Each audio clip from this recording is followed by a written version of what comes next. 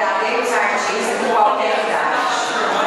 E eu gostaria de agradecer a todos que vieram prestigiar o evento. Gostaria que viesse aqui à frente toda a equipe e família Dom Veloso, os nossos professores. Todos os funcionários que estiverem aqui, por favor.